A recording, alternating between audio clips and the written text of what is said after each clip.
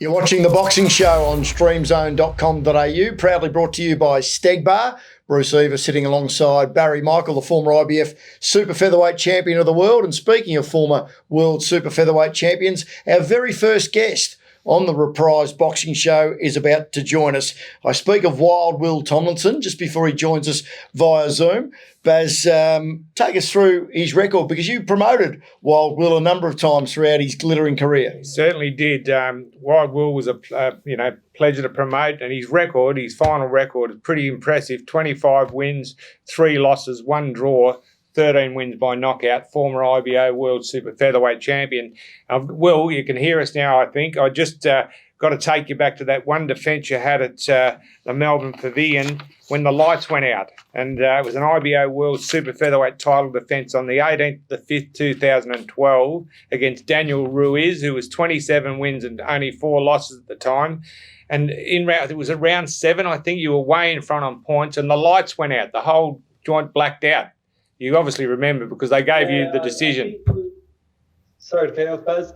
I think it was, I can't remember if it was the end of round 7 or the beginning of round 7 or the beginning of round 8.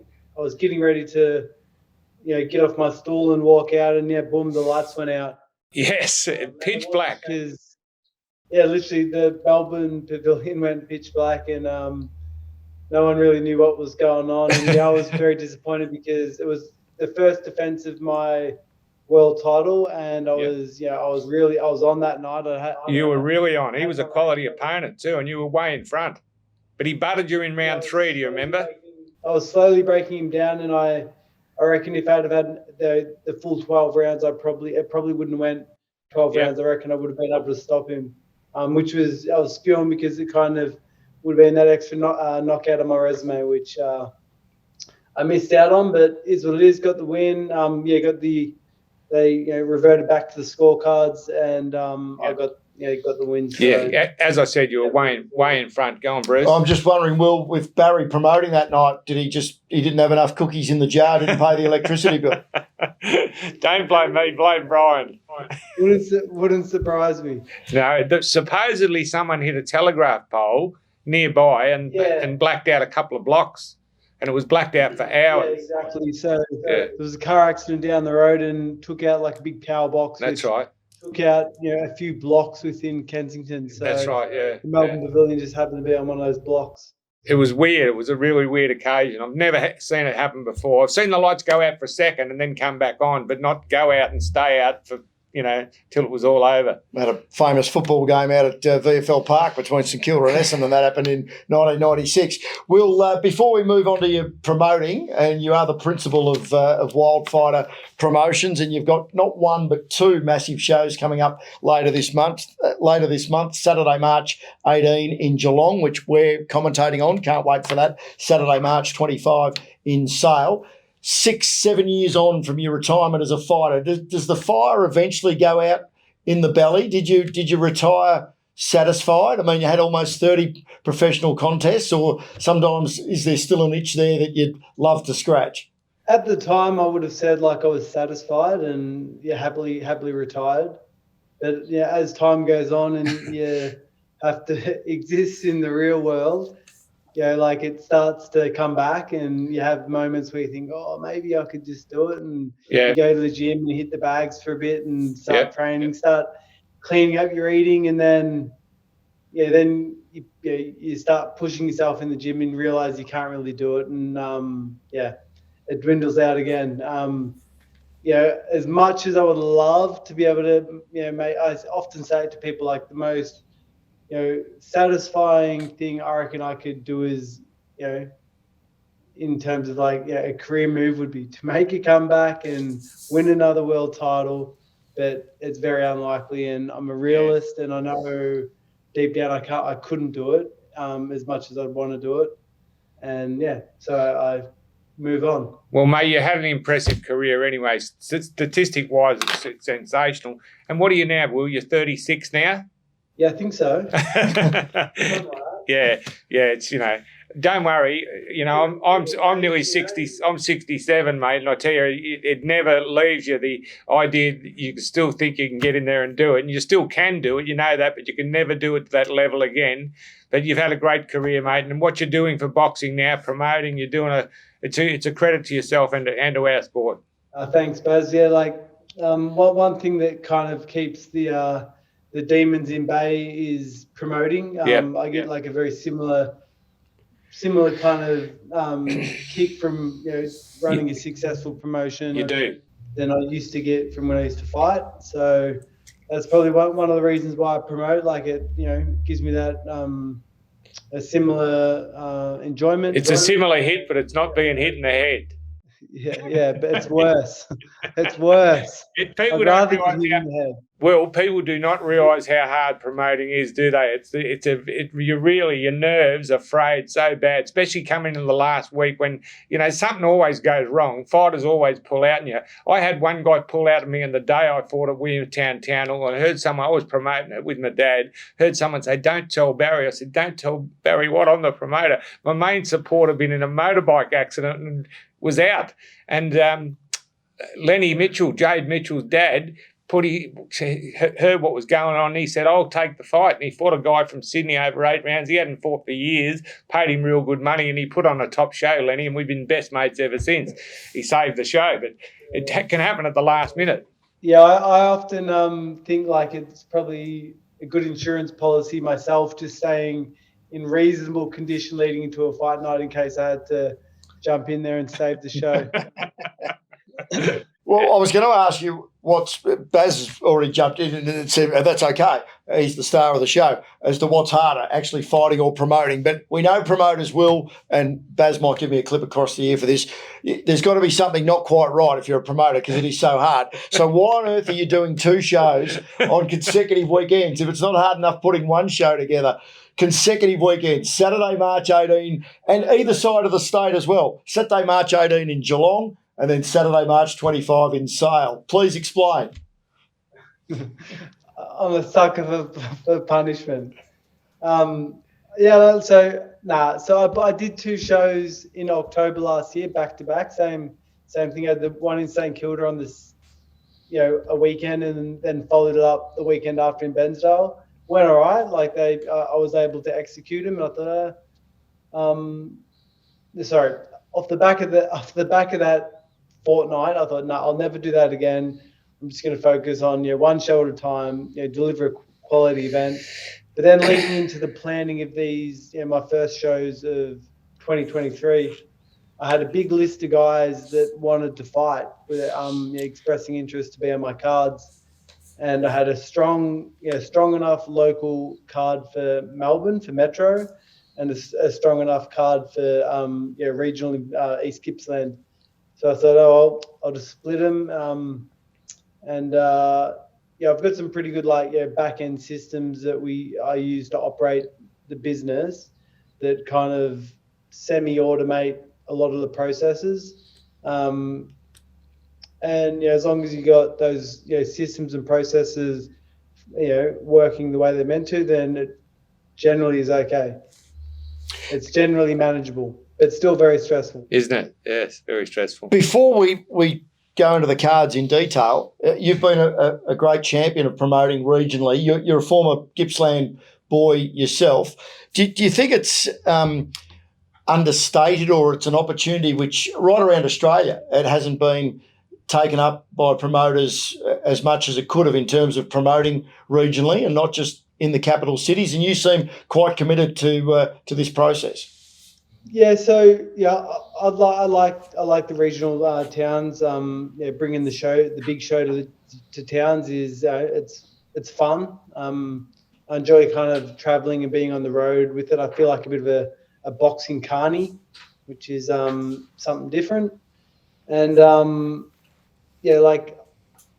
I like to do 2 regional shows and 1 metro. 2 regional, 1 metro. Well, I think people in the regional areas, they really appreciate seeing a show. They don't get it all all the time, and they turn out in droves at your shows, and everyone that I speak to is always ecstatic about what they go and see, and that's important.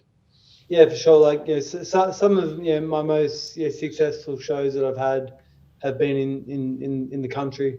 Probably my most enjoyable show that I did was like right at the end of 2021, during COVID, when we had all the restrictions in place, and I had to do the big outdoor circus marquee show. Yes. 2,500 square meter circus marquee. It was such a buzz putting that one together, and pulling it off on the night, like seeing the 1,1400 plus people in this big ass circus marquee was pretty cool. A unique idea too.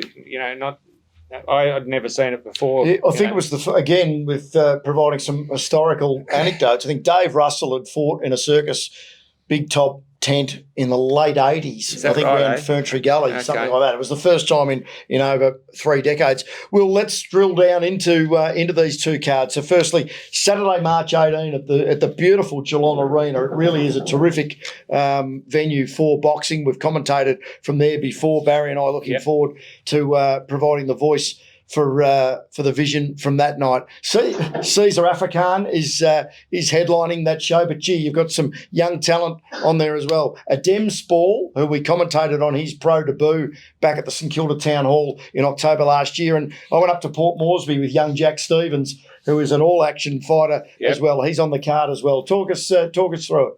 Yeah, so Caesar, Adam, Jack, they're all very exciting young up-and-coming prospects. We've got Ethan Curry on there. He's actually a trainer from my gym. Yeah, it's his pro debut. He's in against he looks like a very, very serious dude from Hawaii. I actually got 3 guys coming over from Hawaii. They're all from the same mixed martial arts, kickboxing, boxing kind of hybrid background. So I'm really excited to see kind of the level that they bring. Good. I think it's going to be quite high. Who else have I got on there? Adam Spall. Just come back to Adam Spall. He's you guys are at the St Kilda Town Hall for his pro debut. I was so impressed with him and how he performed on his pro debut. What do you guys reckon? Yeah, and trained by the legend Pierre Karam, so he's in very, very good hands, isn't he? And slick, really fast, and both footwork and hands. There's a lot to like and a lot to work with there. Yeah, definitely. Yeah, like he was switching a lot, but like when he switched, quite often when fighters switch, they don't look completely comfortable. Yeah, not many can do it good. Some guys are natural at it. Most guys do look a bit awkward, but he's good at it. But I feel like he looked really comfortable doing it. Yeah. And then my boy Caesar African. He's actually my only official signed fighter at the moment. I'm excited to see him back in action and keep him moving forward towards bigger and better fights. Yeah, no, Caesar's very exciting. These guys mentioned before the Geelong Arena. It's an awesome venue for boxing. I reckon one of Victoria's best kind of spots to watch boxing. I'm looking forward to being back there and packing that out and putting on another good show for Geelong. So before we move on to sale, if people want to buy tickets for the Geelong show, Saturday, March 18, they just go to the Wildfighter website? Yeah, correct. All the tickets for both Geelong and Sale are both available via my website, www.wildfighter.com.au. Let's move on to that second show, Sale on the Saturday, March 25, with 2 of your most impressive undefeated fighters headlining it. The Bomber, Blake Wells, and Mad Max Reeves, both against the Reeves Mark Smith fight is a rematch, unfinished business, and Blake Wells against the very experienced, very credentialed Pratap Singh. We might get Barry's thoughts on those 2 fights before we throw to Will on talking us through that. Well, Tej is the southpaw, and you've seen him fight. Well, otherwise you wouldn't be taking the fight. And Blake he's a switcher, but he's a southpaw mainly, isn't he? No, Blake doesn't switch. He stays in south. He doesn't switch. Okay, so we've got really 2 southpaws now. This is a real tough fight for Blake, for my money. I mean, I don't think Tej has fought for a while, but He's a very awkward guy, very strong, good in close fighter, likes to stay inside, good defence. It's a real. Don't you think it's a tough fight for Blake? But that's what you got to. You want tough fights. I think where he's at in his career, that's what he needs. We need to see where he's at and whether he's ready to step up to that next level. And I think Tej is a that gatekeeper and a good benchmark to what he has to be able to get over to to fight for the Aussie title and potentially international titles. Yeah, no, that'll be a cracking fight. Well, he's lost his past two. I'll just jump in. Pranab Singh, he's lost his past two, but one was a majority decision against Isaac Hardman. So the fact that he went the distance with Hardman, who we know has got dynamite in both hands, and then he went the distance with the unbeaten American Amari Jones, who came out with Devin Haney for the second Cambosis fight. So while he's lost his past two, it's been against quality opposition. No, he's a tough campaigner. Not so long ago either. The original. The first Cambosis Haney fight, that was only, when was that? Like mid, I can't even remember. Was it mid last year or? June and October, the two fights. So June last year, it's he hasn't been out of the ring for that long, and he's got a granite chin. He's got a great chin, high work rate. He's very crafty. He's got the ability to close the distance and keep the fight in close, which is going to take away Blake Wells' his range and his ability to land those big, long, straight left hand, like the big straight left hand that he's known to have a decent amount of power in. Blake's going to have to be on his best performance, be on his A game, and box to a pretty specific game plan, I think, to win this fight. It's probably a top quality fight at this stage for Blake. 7-0, undefeated. And it's a step up for him, but you're right. It's the sort of fight that he needs to have to be going to the next level. But southpaw against southpaw. I mean, sometimes it gets pretty ugly. Does Blake? He doesn't worry about fighting southpaws. No, I feel like So you're right. Traditionally, southpaw versus southpaw is yuck. But like the type of fighter Tej Singh is. I don't think his southpaw, stance comes into play because he's there. He's gonna be there to be hit. Like he stands pretty square on, and he'll just keep walking forward. So he's gonna be there to be hit. Yeah. So I think that kind of southpaw, awkwardness comes out of that equation. Well, we're almost out of time, but we'll finish with Max Reeves, who I really like the cut of this young man's jib, undefeated as well. The 6 wins, no losses, but the one draw, the technical draw after in that fight against Mark Smith, another card that we called back in April of 2021 down in Geelong, the accidental head clash. So I think that was for the state title back then. I don't think there's a regional strap or a state strap on the line for this one, but it promises to be a fascinating contest. Yeah, definitely. So Mark Smith is Max Reeves' only blemish on the record, on his record. He's undefeated record. So he's going to be looking to get in there and fix that on fight night. They fought it, 2021 or 22. Started 22 for the Victorian super middleweight title. This time they're doing it for the Victorian light heavyweight title. Okay.